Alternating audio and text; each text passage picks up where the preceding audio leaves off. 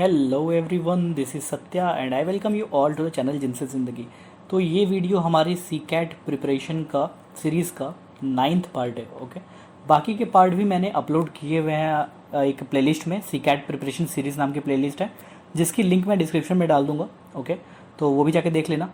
तो ये 9th part है और इसमें हम पढ़ रहे हैं ऑपरेटिंग सिस्टम, जो कि सेक्शन बी का एक सब्जेक्ट है और जो बहुत ही इंपॉर्टेंट है बिकॉज इसमें सारी चीज़ें थ्योरेटिकल हैं।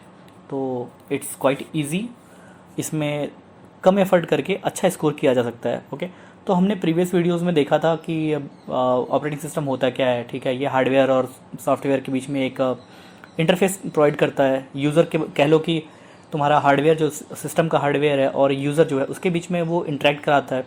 ठीक है, कर्नल जो है इसका कोर पार्ट होता है, मतलब एक वर्किंग बॉडी जो होती है। ठीक है, और इंटरेक्शन करने के लिए हमारे पास CUI या GUI होता है, मतलब ग्राफिक्स यूज़र इंटरफेस या फिर कमांड लाइन इंटरफेस होता है। देन सॉफ्टवेयर क्या होता है, प्रोग्राम क्या होता है। हमने बूटिंग के बारे में पढ़ा था कि सॉफ्टवेयर लाइक कंप्यूटर बूट कैसे होता है। एक सिस्टम जो है, मतलब बूटिंग में क्या होता है कि एक सिस्टम बूट होता है, उसके अंदर ऑपरेटिंग सिस्टम फिर लोड होता है, तो उस प्रोसेस को ही बूटिंग बोलते हैं। ओके, देन हमने टेक्निक्स के बारे में पढ़ा था, मेमोरी हायरार्की के बारे में पढ़ा था कि कौन सी मेमोरी फास्ट होती है, कौन सी स्लो होती है।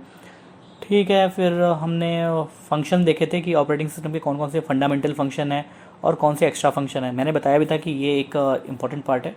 ओके, तो इसमें से क्वेश्चन बनते हैं। देन सिस्टम कॉल हमने देखा था कि सिस्टम कॉल क्या होता है। सिस्टम कॉल ये कैटेगराइज में डिवाइडेड है, इन कैटेगरीज में।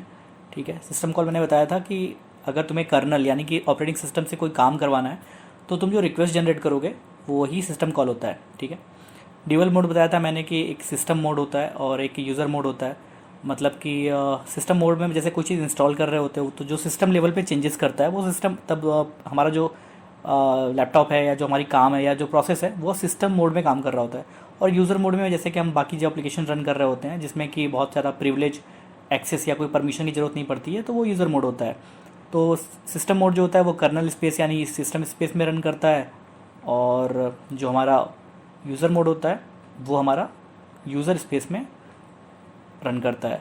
और ये जो होता है ये प्रिविलेज होता है और ये हमारा यूज़र स्पेस अनप्रिविलेज होता है। ठीक है, फिर उसके बाद हमने देखा था प्रोसेस मैनेजमेंट। मैंने बताया था कि इसमें ऑपरेटिंग सिस्टम में जो इम्पॉर्टेंट काम है ऑपरेटिंग सिस्टम के वो है प्रोसेस मैनेजमेंट, फाइल मैनेजमेंट और मेमोरी मैनेजमेंट। ओके, तो प्रोसेस मैनेजमेंट हमने देखा था कि प्रोसेस मैनेजमेंट के अंदर प्रोसेस क्या होता है, प्रोसेस कंट्रोल ब्लॉक क्या होता है, देन प्रोसेस के कौन कौन से स्टेट होते हैं जैसे new state, ready state, running state, waiting state और टर्मिनेटेड स्टेट। देन हम ये काफ़ी इंपॉर्टेंट है, तो इसके मैंने समझाया था डायग्राम से। ठीक है, कि कैसे एक प्रोसेस जो है न्यू स्टेट से रेडी में आता है, फिर रेडी से वो रनिंग में जाता है, फिर किसी अगर उसे किसी इनपुट आउटपुट या किसी इवेंट का वेट करना है तो वो वेटिंग स्टेट में रहेगा, और अगर उसे टर्मिनेट कर दिया जाए तो वो टर्मिनेटेड में रहेगा। ओके, तो ये सारी चीज़ें हमने देखी थी। उसके बाद प्रोसेस शेड्यूलिंग देखी थी मैंने, बताया था कि ये भी काफ़ी इंपॉर्टेंट है। ठीक है, इसमें हमने देखा था कि कैसे शेड्यूल करते हैं प्रोसेस को, कि कौन सा प्रोसेस पहले रन करेगा, कौन से बाद में रन करेगा। ठीक है, तो शेड्यूलिंग करने के कौन कौन से एल्गोरिथम हो सकते हैं, ये सारी चीज़ें, तो ये भी इंपॉर्टेंट है। ओके, देन हमने भी देखा था इंटर प्रोसेस कम्युनिकेशन के बारे में। मतलब जब दो प्रोसेस आपस में डेटा शेयर कर रहे होते हैं तो उसे बोलते हैं इंटर प्रोसेस कम्युनिकेशन। तो उसमें हमने शेयर्ड मेमोरी के और मैसेज पासिंग दो मेथड है उसके। हम पढ़ रहे थे शेयर्ड मेमोरी के बारे में, जिसमें प्रोसेस सिंक्रोनाइजेशन हम देख रहे थे कि अगर प्रॉपरली प्रोसेस को सिंक्रोनाइज नहीं किया जाए वो शेयर्ड मेमोरी एक्सेस करने के लिए, तो प्रॉब्लम क्रिएट हो सकती है। क्या क्रिएट हो सकती है प्रॉब्लम, जैसे डेटा इनकन्सिस्टेंसी, मतलब अगर दोनों लोग दो प्रोसेस एक साथ एक्सेस करेंगे उस मेमोरी को तो डेटा करप्ट हो सकता है। ओके, देन रेस्ट कंडीशन हो सकती है, मतलब दो प्रोसेस एक ही साथ अगर उस मेमोरी में चेंजेस करना चाहते हैं तो फाइनल जो रिज़ल्ट होगा वो किसका होगा। तो इसमें रेस क्रिएट हो सकती है कि नहीं पहले मैंने चेंज किया है तो दूसरा कहेगा नहीं मैंने चेंज किया है। तो ये सारी चीज़ें वहाँ पे रेस कंडीशन क्रिएट कर सकती हैं। देन हमने पढ़ा था क्रिटिकल सेक्शन क्या होता है। क्रिटिकल सेक्शन मतलब कोड का वो रीज़न या किसी प्रोसेस के कोड का वो रीज़न जहाँ पे वो डेटा शेयर कर रहा होता है किसी से, तो वो क्रिटिकल सेक्शन है। मतलब उस रीज़न में हमें काफ़ी ध्यान देना पड़ता है हमारा प्रोसेस सिंक्रोनाइजेशन का। ठीक है, कि कौन कब एक्सेस करेगा। देन हमने पढ़ा था सिंक्रोनाइजेशन टूल्स के बारे में कि कैसे सिंक्रोनाइज करते हैं। हम कैसे डिसाइड करेंगे कि पहले कौन एक्सेस करेगा या किसको, अगर एक एक्सेस कर रहा है तो दूसरा एक्सेस नहीं करना चाहिए, या डेटा करप्ट होने से कैसे बचाएंगे। ओके, तो हमने उसमें देखा था सेमाफोर और म्यूटेक्स ऑब्जेक्ट। तो सेमाफोर में हमने देखा था कि सपोज एक टोकन वाला मैंने एग्जांपल दिया था कि टोकन से कई सारे, तो अगर तुम्हें उस शेयर्ड रीजन को एक्सेस करना है, ठीक है, शेयर्ड मेमोरी को, तो एक यहाँ पे एक बॉक्स समझ लो, एक बॉक्स के अंदर टोकन रखे हुए हैं। तो जिसके पास कोई प्रोसेस आएगा वो एक टोकन उठाएगा और टोकन लेके चला जाएगा, वो उसे एक्सेस करेगा। फिर दूसरा प्रोसेस आएगा, वो कोई एक टोकन लेगा और वो टोकन लेके चला जाएगा, इसे एक्सेस करेगा। और इसमें से जब टोकन खत्म हो जाएंगे तो उसके बाद कोई भी प्रोसेस इसे एक्सेस नहीं कर सकता, ठीक है। तो ये हो गया तुम्हारा नॉर्मल काउंटिंग सेमाफोर, जिसमें कि मल्टीपल टोकन्स हैं या मल्टीपल प्रोसेस एक्सेस कर सकते हैं शेयर्ड मेमोरी को। और एक और होता है बाइनरी सेमाफोर, जिसमें कि एक ही टोकन है, मतलब एक बार में एक ही प्रोसेस उसे एक्सेस कर सकता है, और जब कोई प्रोसेस उसे रिटर्न करेगा बॉक्स के अंदर तो ही फिर अगला प्रोसेस उसे लेकर एक्सेस करेगा। ओके, तो ये मैंने बताया था। और फिर बताया था मैंने म्यूटेक्स के बारे में। तो म्यूटेक्स क्या होता है, ये एक बाइनरी सेमाफोर का ही एक टाइप है, जिसमें कि मतलब एक बार में एक ही प्रोसेस उस शेयर्ड मेमोरी को एक्सेस कर सकता है, ठीक है। म्यूटेक्स को ही बोलते हैं म्यूचुअल एक्सक्लूजन, मतलब अगर मैं एक्सेस कर रहा हूँ तो तुम नहीं कर सकते, और तुम एक्सेस कर रहे हो तो मैं नहीं कर सकता। ओके, तो ये भी इंपॉर्टेंट है, इससे भी क्वेश्चन बनते हैं काफ़ी। और मैंने ये भी बताया था कि mutex is based on locking या ओनरशिप, मतलब उसने लॉक कर दिया, ठीक है। जैसे मैंने बताया था कि म्यूचुअल एक्सक्लूजन में कि कोई प्रोसेस गया उस मेमोरी के शेयर्ड मेमोरी में और उसने जाके लॉक कर लिया। अब वो जब तक उसे उस शेयर्ड मेमोरी को रन कर रहा है तब तक दूसरा कोई प्रोसेस नहीं आ सकता, ठीक है, नहीं जा सकता। और ये जब वापस आएगा तो इसे अनलॉक करके फिर वो बाहर आ जाएगा, देन उसके बाद ही फिर P2 या दूसरा कोई जो प्रोसेस है वो उसको एक्सेस कर सकता है, ठीक है। तो जो हमारा म्यूटेक्स है वो लॉकिंग या फिर ओनरशिप पे रन करता है, और जो हमारा सेमाफोर है वो सिग्नलिंग पे काम करता है, ठीक है। वो सिग्नलिंग करता है कि भाई मैं यूज़ कर रहा हूँ तो तुम अभी ये मत करो, ठीक है। Okay, then deadlock. तो अगर मेमोरी को या हमें जो प्रोसेस कम्युनिकेशन है आपस में, प्रोसेस का जो इंटर कम्युनिकेशन है, अगर वो प्रॉपरली सिंक्रोनाइज नहीं किया जाएगा तो एक बड़ा इशू हो सकता है डेडलॉक का, ठीक है। हम पढ़ेंगे अब डेडलॉक के बारे में कि डेडलॉक क्या है और किस सिचुएशन में, किस कंडीशन में डेडलॉक अराइव हो सकता है, क्रिएट हो सकता है, और डेडलॉक अगर क्रिएट हो गया तो डेडलॉक को हैंडल कैसे करेंगे, ठीक है। तो चलो सबसे पहले देखते हैं कि डेडलॉक होता क्या है। तो डेडलॉक ऐसी सिचुएशन है जहाँ पे दो या दो से ज़्यादा प्रोसेस जो हैं वो वेटिंग स्टेट या ब्लॉक्ड स्टेट में होते हैं, मतलब कि वो ब्लॉक्ड स्टेट में वो एग्जीक्यूट नहीं हो रहे हैं, और हर एक प्रोसेस जो है उसने एक रिसोर्स को होल्ड किया हुआ है, ठीक है, और वो एक किसी रिसोर्स का वेट कर रहा है, ठीक है। और सपोज एक प्रोसेस P2 है,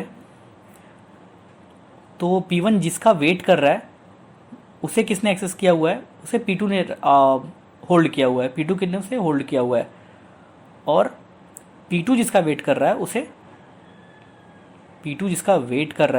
उसे P1 ने होल्ड किया हुआ है। तो इस सिचुएशन में क्या हो रहा है कि होल्ड और वेट की सिचुएशन क्रिएट हो गई। तो इसका एक सिंपल सा एग्जांपल लो, तो जैसे चलो एक दुकान का एग्जांपल ले लेता हूँ, ठीक है। दुकान पे तुम गए और तुम्हें सामान लेना है, ठीक है। तो ये तुम हो, ओके, और ये तुम्हारा शॉपकीपर है। तो तुमने कहा कि भाई सामान दो तो मैं पैसे देता हूँ। शॉपकीपर बोलता है नहीं, पैसे दो तब सामान दूंगा, और दोनों ही हार मानने को तैयार नहीं है, ठीक है। तुम्हारे पास पैसे हैं, मनी है, और उसके पास सामान है, गुड्स है, ठीक है। तो वो गुड तभी देगा जब तुम उसे मनी या पैसे दोगे, और तुम कह रहे हो कि नहीं, पहले मैं पैसे तभी दूंगा जब तुम सामान दोगे। तो दोनों ही हार मानने को तैयार नहीं हो, ठीक है, दोनों ही बराबर हो। इस सिचुएशन में क्या होगा कि भाई ब्लॉक हो गया, डेडलॉक की सिचुएशन क्रिएट हो गई, ठीक है। मतलब कोई काम नहीं हो रहा है, दोनों के दोनों वहीं पे अटके हुए हो। तो ऐसी सिचुएशन को डेडलॉक बोलते हैं, ओके। तो डेडलॉक की कंडीशन क्या हो सकती है, लाइक किस किस सिचुएशन में डेडलॉक क्रिएट हो सकता है, ठीक है। तो यहाँ पे डेडलॉक को क्रिएट करने के लिए कुछ कंडीशंस हैं, जैसे म्यूचुअल एक्सक्लूजन, ठीक है। मतलब कि कोई रिसोर्स है, वो रिसोर्स एक बार में एक ही प्रोसेस यूज़ कर सकता है, ठीक है। ऐसा नहीं कि मतलब P1 भी उसको यूज़ कर ले, P2 भी यूज़ कर ले, ठीक है। तो कोई एक ही यूज़ कर सकता है उसे, तो मतलब किसी एक ने ही उसे होल्ड किया होगा, ओके। देन सेकंड है होल्ड एंड वेट, मतलब कि मैंने एक होल्ड किया हुआ है, एक प्रोसेस ने एक रिसोर्स को होल्ड किया हुआ है और वो दूसरे का वेट कर रहा है, ठीक है, ऐसी सिचुएशन क्रिएट होगी। तीसरा कंडीशन है नो प्रीएम्पशन, मतलब कि जब तक कि कोई प्रोसेस वो एग्जीक्यूट नहीं होता तो उसे रोका भी नहीं जा सकता, मतलब उसे हटाया भी नहीं जा सकता, मतलब इसमें कुछ लाचार है, सीपीयू भी लाचार है कि हम उसे रोक भी नहीं सकते। फोर्थ सिचुएशन है सर्कुलर वेट, मतलब वही चीज़ मैंने बताई ना कि P1 है, P2 है, P3 है, एक P4 है, और सब इसमें से एक रिसोर्स होल्ड किए हुए हैं, दूसरे रिसोर्स का वेट कर रहे हैं, एक रिसोर्स होल्ड किए हुए हैं, दूसरे रिसोर्स का वेट कर रहे हैं, और हर कोई भी गिव अप करने को तैयार ही नहीं है, ठीक है। तो ये एक सर्कुलर वेट क्रिएट हो गया। तो ये जो 4 कंडीशंस हैं ये अराइव करती हैं डेडलॉक को, ठीक है। अब क्वेश्चन क्या आता है सीकेट में कि which of the following is the condition for deadlock. अगर ये चारों ऑप्शन दिए हुए हैं तो राइट आंसर क्या होगा, all of the above, okay, this will be the right answer.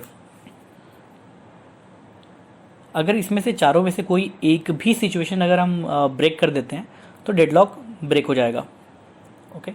तो हैंडल कैसे करना है डेडलॉक को, ठीक है। तो डेडलॉक को हैंडल करने के लिए देखो, या तो प्रिवेंट कर लो, मतलब डेडलॉक होने ही मत दो। दूसरी है डेडलॉक डिटेक्शन एंड अवॉइडेंस, मतलब डेडलॉक को तुम जब रिसोर्स अलोकेट कर रहे हो तो उसी टाइम पे डिटेक्ट करने की कोशिश करो। एक कहते हैं ना प्रेडिक्शन, देखो कि कहीं ऐसा सिचुएशन क्रिएट तो नहीं हो रही जहाँ पे डेडलॉक हो सकता है, तो ऐसी सिचुएशन को अवॉइड करो, ठीक है। थर्ड है डेडलॉक अगर हो गया है तो उसको रिकवर कैसे करेंगे, डेडलॉक की रिकवरी कैसे करेंगे, ओके। तो ये 3 हैंडलिंग मेथड्स हो सकते हैं।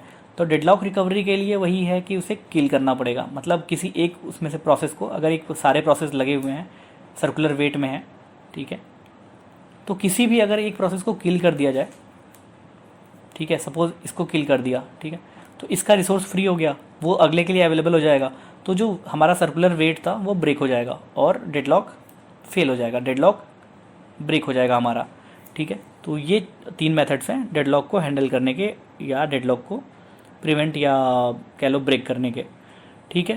तो आई थिंक प्रोसेस मैनेजमेंट यहीं तक था। इसके बाद हम अगली वीडियो में देखेंगे मेमोरी मैनेजमेंट के बारे में कि मेमोरी को ऑपरेटिंग सिस्टम कैसे मैनेज करता है, ठीक है। और वीडियो अच्छी लगी हो तो प्लीज़ लाइक और सब्सक्राइब कर दिया करो चैनल को। और तो अगली वीडियो जो है थोड़ी लंबी होने वाली हैं और आई होप कि जो लोग सीकैट के लिए सीरियस हैं वो उसे देखेंगे भी। मैं थोड़ा इसलिए वरीड रहता हूँ कि अगर ज़्यादा लंबी वीडियो बना दूंगा तो पता नहीं लोग देखेंगे भी कि नहीं देखेंगे, but I am pretty sure कि टाइम कम है, तो कम टाइम में ही ज़्यादा चीज़ें हमें कवर करनी पड़ेंगी। तो ठीक है, आज के लिए बस इतना ही, बाकी की बातें हम अगली वीडियो में करेंगे। तब तक के लिए हंसते रहिए, मुस्कुराते रहिए। Have a good day, bye bye.